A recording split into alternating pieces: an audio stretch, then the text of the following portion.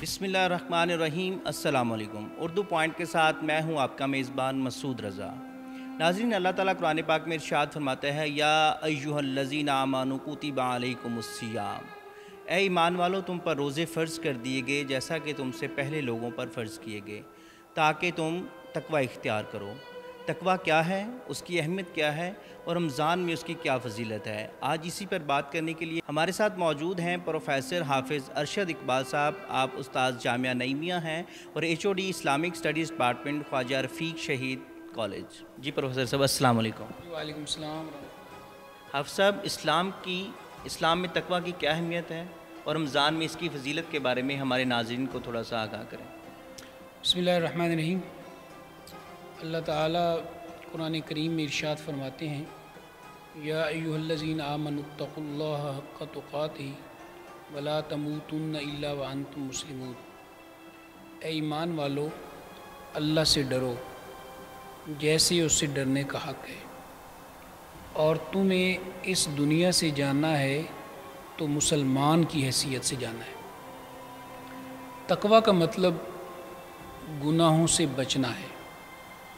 हमारे यहाँ अमूमी तौर पे ये समझा जाता है कि बहुत ज़्यादा नेकियां कर लेना ये तकवा है। असल तकवा ये है कि कौन सा शख्स गुनाहों से किस कदर बचता है। हम अपने मुआशरे में देखते हैं कि बहुत सारे अफराद वो नमाज़ें भी कसरत से पढ़ रहे होते हैं और उसी कसरत से साथ झूठ भी बोल रहे होते हैं। वो रोज़ा भी कोई नहीं छोड़ते और ज़ख़ीरा अंदोज़ी भी नहीं छोड़ते। इसी तरह वो हर साल हज पे भी चले जाते हैं और धोखाधड़ी से भी बाज़ नहीं आते। जबकि दीन अपनी स्पिरिट में, अपनी रूह में जिस चीज़ की तरफ दावत दे रहा है वो तकवा है। रोज़े की फ़र्ज़ियत की बात हुई तो वहाँ भी अल्लाह ताला ने ये बात इरशाद फरमाई कि ऐ ईमान वालो, तुम पर रोज़े फ़र्ज़ किए गए जिस तरह तुमसे पहले लोगों पर फ़र्ज़ किए गए, ताकि तुम मुत्तकी बन जाओ। अब मुत्तकी बनने का क्या मतलब है कि तुम गुनाहों से बचने वाले बन जाओ। जैसे रोज़े के अंदर एक मुसलमान हलाल चीज़ों को छोड़ देता है, खाना उसके लिए हलाल है, पीना उसके लिए हलाल है, लेकिन रोज़े के वक्त में वो अपने ऊपर खाना छोड़ देता है, उसको तर्क कर देता है, पीने को तर्क कर देता है। इसी तरह दीन का तकाज़ा ये है कि वो खाने और पीने के साथ हराम चीज़ों को भी तर्क कर दे।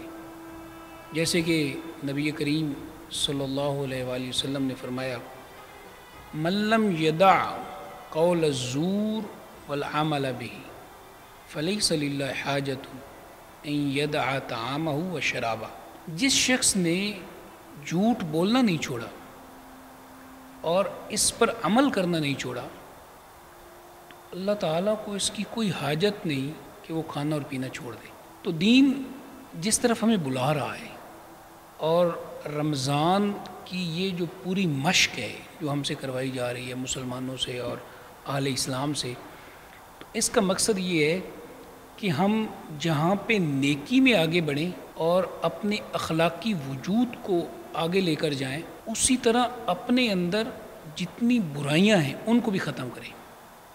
तकवा का मकसद ये है कि एक इंसान किस तरह अपनी ज़ात का एहतिसाब करते हुए अपने बातिन से बुराइयों को ख़त्म करता है, डिलीट करता है।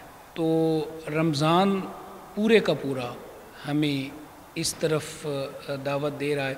अगर हम बहैसियत फ़र्द और बहैसियत मुआशरा अपने अंदर से गुनाहों को निकालना शुरू कर दें तो यकीनन आप देखेंगे कि हमारा मुआशरा किस कदर खूबसूरत हो जाता है। सर, इसका मतलब है कि रमज़ान सिर्फ़ भूख और प्यास का नाम नहीं, इससे बढ़कर है कि जो तज़किया नफ्स हम यूज़ करते हैं, ये उसका नाम है कि अपने अंदर बाकी भी उन चीज़ों से हमने छुटकारा हासिल करना है कि जिनसे मना किया गया है इस्लाम में।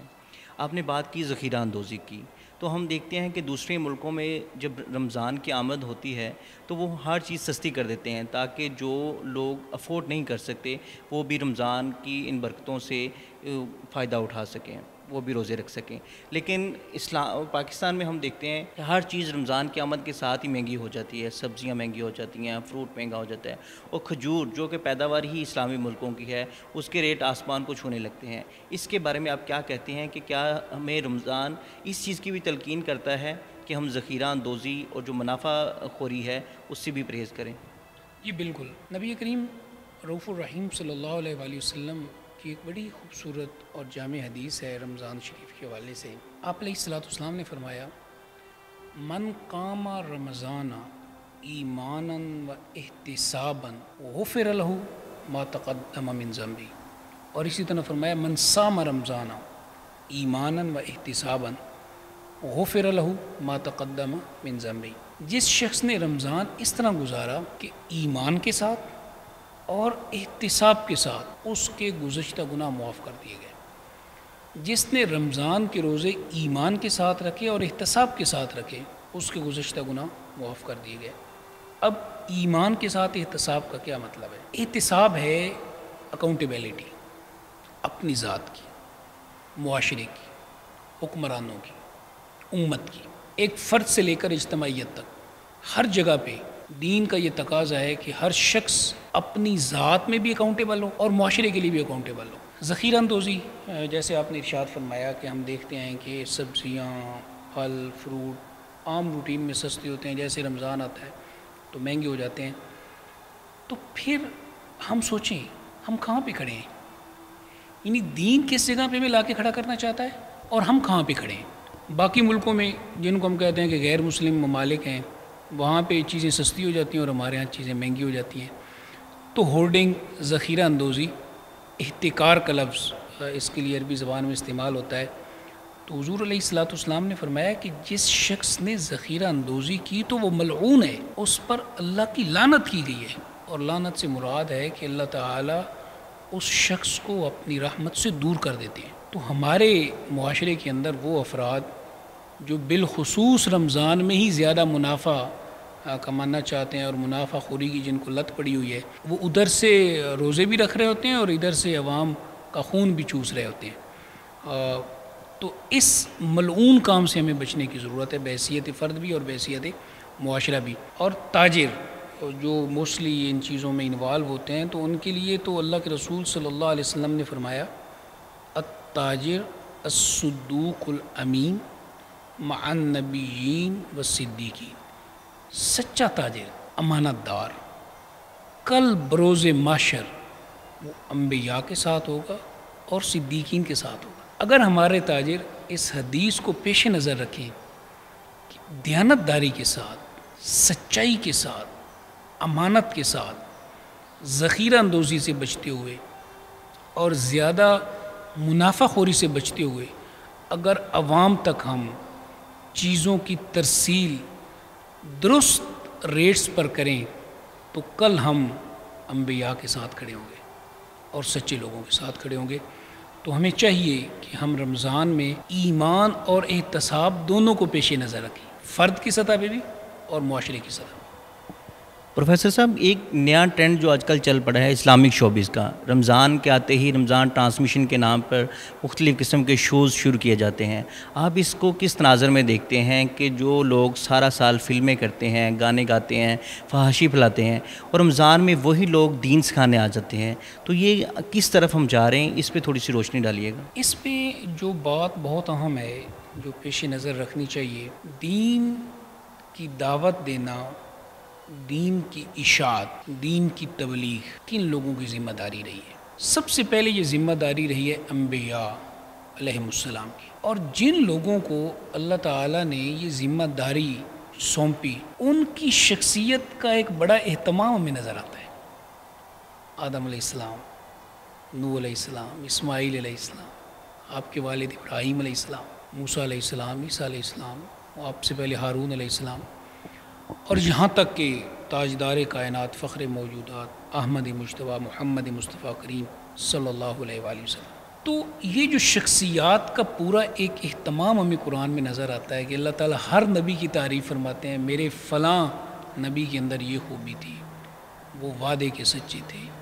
میرے فلاں نبی ابراہیم علیہ السلام کے حوالے سے فرمایا ان ابراہیم کان امتن قانتا للہ حنیفا، ابراہیم ایک شخص، ایک امت، اللہ کی بارگاہ میں جھک جانے والے اور ہر باطل سے منہ موڑنے والے اور یکسو خدائے واحد کی طرف۔ تو یہ اہتمام ہمیں بتاتا ہے کہ دین قطرہ قطرہ پاکیزہ ہے اور اس کو پاکیزگی کے ساتھ ہی منتقل ہونا چاہیے۔ یہی وجہ ہے کہ نبی کریم رؤوف الرحیم صلی اللہ علیہ وسلم کی ذات جیسے جیسے مکہ میں پروان چڑھ رہی ہے، 22 ایئرز اولڈ ہیں آپ، اور قریش مکہ یونانی مسلی آپ کے بارے میں کہتے ہیں کہ آپ الصادق ہیں، اور جب آپ 35 سال کی عمر کو پہنچتے ہیں تو وہ یونانی مسلی کہتے ہیں کہ آپ الامین ہیں۔ تو انبیاء کی ذوات اور بالخصوص نبی کریم صلی اللہ علیہ وسلم جو آپ کی ذات ہمارے لیے اسوہ حسنہ ہے، لقد کان لکم فی رسول اللہ اسوۃ حسنہ، تو اللہ تعالیٰ نے آپ کو جیسے پاکیزہ بنایا ہے اس لیے کہ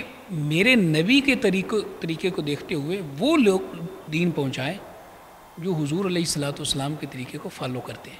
یہ بات درست ہے کہ آج کے لوگ صحابہ کے مقام تک نہیں پہنچ سکتے، تابعین کے مقام تک بھی نہیں پہنچ سکتے، لیکن یہ بھی درست ہے کہ دین کی دعوت، تبلیغ، اشاعت وہ لوگ کریں جو معاشرے میں تقوی، پرہیزگاری، للہیت، زہد، ورع، توکل اور استغنا میں بلند تر درجے پر فائز۔ یقیناً آج کے دور میں جنید بغدادی تو نہیں آئیں گے، بایزید بستامی تو نہیں آئیں گے، لیکن اس کنٹمپریری ورلڈ میں، عصر حاضر میں موجود جو ہمارے پاس لاٹ ہے، اس میں وہ افراد دین کی دعوت پیش کریں جن کے قول اور فعل میں تضاد نہیں ہے، اور جن کے قول اور فعل میں تضاد ہے تو دین پھر مذاق بن جائے گا، لوگ بھی مذاق بنائیں گے کہ دیکھیں آپ کا عمل کیا ہے اور آپ کہہ کیا رہے ہیں۔ حافظ صاحب، اس میڈیا کی ہسٹری میں، تاریخ میں اگر ہم دیکھیں تو یہ چیز ہمارے سامنے ہے کہ جب بھی کوئی معاملہ آتا ہے تو اس پہ ایکسپرٹ رائے لی جاتی ہے۔ کبھی ایسا نہیں ہوا کہ کوئی نئی مووی آئی ہو، اس کے اوپر کسی علماء کو بٹھایا گیا ہو کہ آپ اس پہ تجزیہ کریں گے یہ مووی کیسی تھی۔ یہاں جب ہم فورن پالیسی کی بات کرتے ہیں تو وہ فورن پالیسی جو ایکسپرٹ ہیں ان کو بلایا جاتا ہے کہ وہ بتائیں کہ ہمیں اسٹریٹجک ریلیشنز کیا ہیں، ہماری فورن پالیسی کیا ہے، اس کے لیے کسی عام بندے کو نہیں بلایا جاتا۔ لیکن جب بات آتی ہے دین کی تو تب وہ ایکٹرز، وہ سنگرز، کیا دین اتنا آسان ٹارگٹ ہے کہ اسے کوئی بھی کسی بھی طرح ایکسپلائٹ کر سکے؟ اس کے بارے میں آپ کیا کہتے ہیں؟ جی، یہ بالکل آپ نے بڑی درست تشخیص کی ہے، اور آپ کا سوال بڑا اہم اور جامع ہے اس حوالے سے کہ آج کل تو ویسے ہی ایکسپرٹیز کا دور ہے اور ہر جگہ پہ ایکسپرٹ بٹھائے جاتے ہیں، تو اگر دین وہ لوگ بتائیں گے جن کو خود دین کا پتہ نہیں، فہم نہیں، ان کو ادراک نہیں، انہوں نے دین پڑھا نہیں، سمجھا نہیں، دین میں اتنی محنت نہیں کی، اتنا وقت نہیں دیا، اپنے شعور کو، اپنی عقل کو، اپنے فہم کو انہوں نے اس لیول پہ استعمال نہیں کیا، اگر وہ آ کے بتائیں گے تو ایک تو جو انفارمیشن وہ دے رہے ہیں اس میں بڑے پرابلمز ہوں گے۔ وہ خود بھی نہیں جانتے کہ جو انفارمیشن وہ دے رہے ہیں آیا وہ رائٹ ہے یا رانگ ہے۔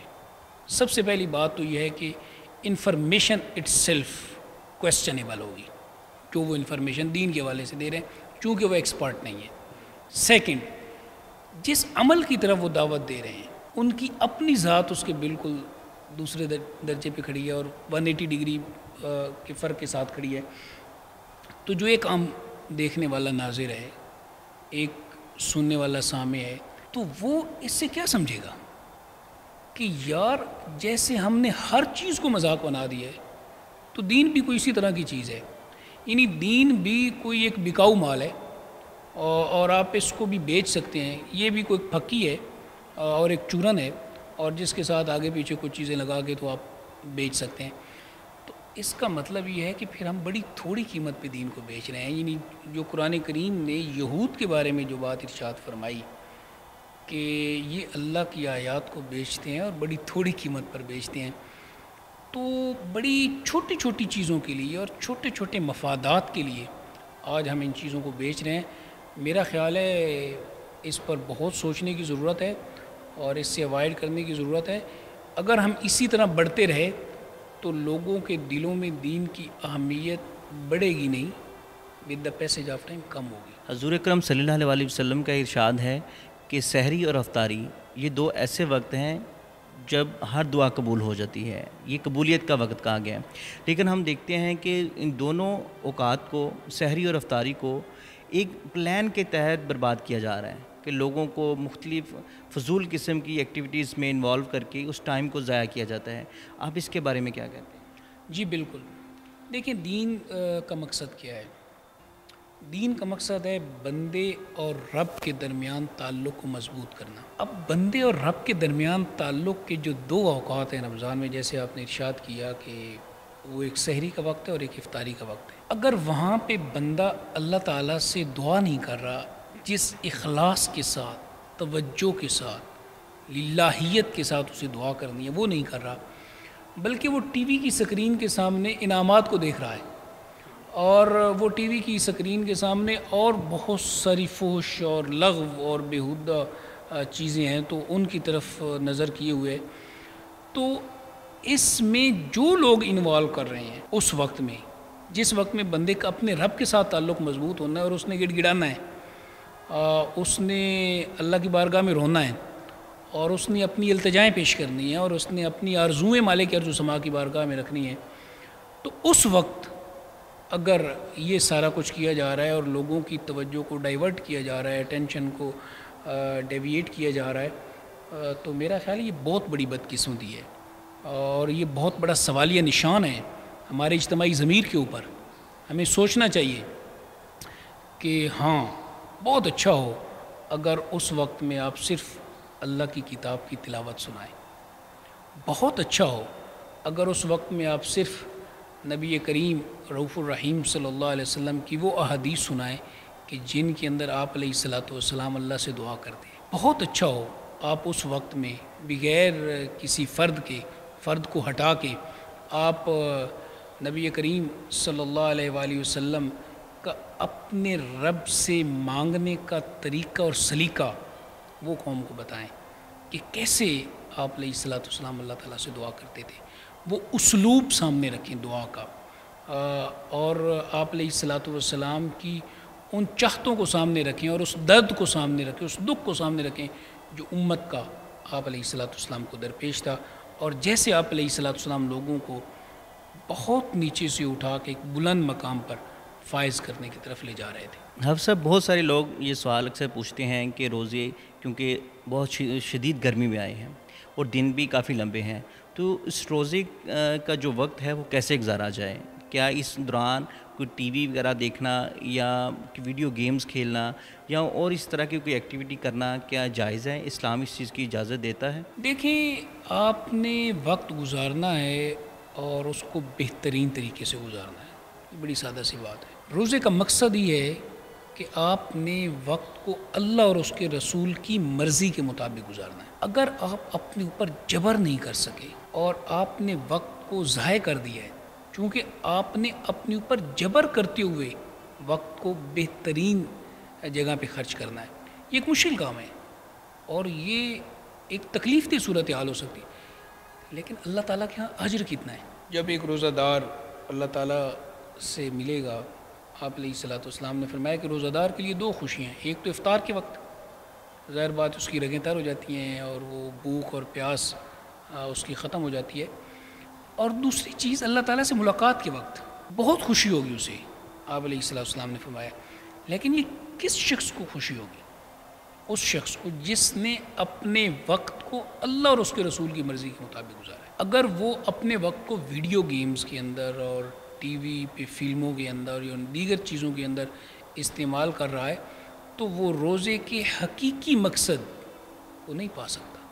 حقیقی مقصد اسی وقت پایا جا سکتا ہے جب اس کا پورا وقت استغفار کے ساتھ، قرآن کریم کی تلاوت کے ساتھ، درود پاک کے ساتھ، دعاؤں کے ساتھ، التجاؤں کے ساتھ، انسانی خدمت کے ساتھ، خیر خواہی کے جذبات کے ساتھ، بیماروں کی تیمارداری کے ساتھ گزرے گا، تو اس وقت یقیناً وہ روزے کا بہترین مصرف ہے۔ اب سب ایک اور بہت اہم مسئلہ ہے، اس پر ہماری رہنمائی فرمائیں کہ رمضان میں کچھ لوگ احادیث اور قرآنی آیات واٹس ایپ اور میسیجز کی صورت میں ایک دوسرے کو بھیجتے ہیں، تو اسی موبائل کے اندر گانے بھی ہوتے ہیں، ویڈیوز بھی ہوتی ہیں، اور اسی میں پھر وہ آیات کریمہ بھی آ جاتی ہیں۔ کیا ان آیات کریمہ کو ڈیلیٹ کرنا جائز ہے، یا وہ مجھے کچھ لوگ کہتے ہیں کہ جس طرح قرآن پاک کی بے ادبی ہوتی ہے، اگر ان آیات کو ہم ڈیلیٹ کریں گے تو وہ بے ادبی کے زمرے میں آتا ہے؟ آپ اس بارے میں کیا کہتے ہیں، ہماری رہنمائی فرمائیں۔ دیکھیں، بے ادبی کے زمرے میں تو اس طرح نہیں آتا، چونکہ انسانی ایک وجود ہے اور اس وجود کے اندر بہت کچھ ہے۔ اس کے اندر بلڈ بھی ہے، اور اس وجود کے اندر پاک چیزیں بھی ہیں اور ناپاک چیزیں بھی ہیں۔ اسی وجود میں ہم زبان سے اللہ تعالیٰ کا نام بھی لیتے ہیں، اور ہمارا خون باڈی کے اندر ہے تو حلال ہے، اور باڈی سے نکلے گا تو وہ حرام ہو جائے گا، ہم اس کا استعمال نہیں کر سکتے۔ کسی بھی موبائل کے اندر اگر، ظاہر بات ہے آج کل بہت ساری ٹیونز بھی ہوں گی، گانے بھی ہوں گے بہت سارے، اور قرآن کی آیات بھی ہوں گی، تو اس میں علماء کی رائے یہ ہے کہ جب سکرین کے اوپر تلاوت موجود ہو اس وقت اس کا احترام ضروری ہے، اور جب وہ سکرین سے ہٹ جائے تو وہ پھر ایک عام موبائل ہے، پھر وہ صرف میموری کارڈ کے اندر جو چیزیں موجود ہیں، لیکن اب یہ نہیں کہا جائے گا کہ اس موبائل کا اسی طرح احترام ہو جیسے اللہ کی کتاب کا ہمارے پاس سامنے ہے، کیونکہ موبائل میں تو اللہ کا نام بھی ہے، اس کے رسول کا نام، بہت ساری چیزیں ہم نے نام بھی سیو کیے ہیں، اور ان ناموں کے اندر بھی اللہ تعالیٰ کے نام بھی ہیں اور نبی کریم صلی اللہ علیہ وسلم کے نام بھی ہیں۔ تو موبائل کے اندر جب کوئی چیز اہمیت حاصل کرتی ہے تو اس وقت جب وہ آن سکرین آ جاتی ہے، جب وہ آف سکرین ہے تو اس کے اندر پھر اس کی اہمیت نہیں، وہ صرف پھر میموری کا حصہ ہے۔ جہاں تک ڈیلیٹ کرنے کا تعلق ہے تو ضروری نہیں ہے، مطلب آپ موبائل کے اندر رکھیں، اور اگر آپ ڈیلیٹ کر دیتے ہیں تو تب بھی جائز ہے، اس سے کوئی حرج نہیں ہے، مطلب آپ ڈیلیٹ کر، اگر آپ کسی چیز کو ڈیلیٹ کرنا چاہتے ہیں تو یہ آپ کا رائٹ ہے، اس سے کوئی نقصان نہیں ہوگا، اور شرعی طور پہ کوئی قدغن بھی نہیں ہے۔ جی ناظرین، آج ہم نے بات کی تقویٰ کی اہمیت پر اور رمضان کی فضیلت پر، اور پروفیسر صاحب نے ہماری رہنمائی فرمائی کہ اس رمضان میں اس روزے کے وقت کو کس طرح گزارا جائے کہ وہ ہمارے اس وقت کے لیے اور آنے والے وقت کے لیے مفید ہو جائے۔ اب تک کے لیے مجھے دیجیے اجازت، اللہ نے کے بعد۔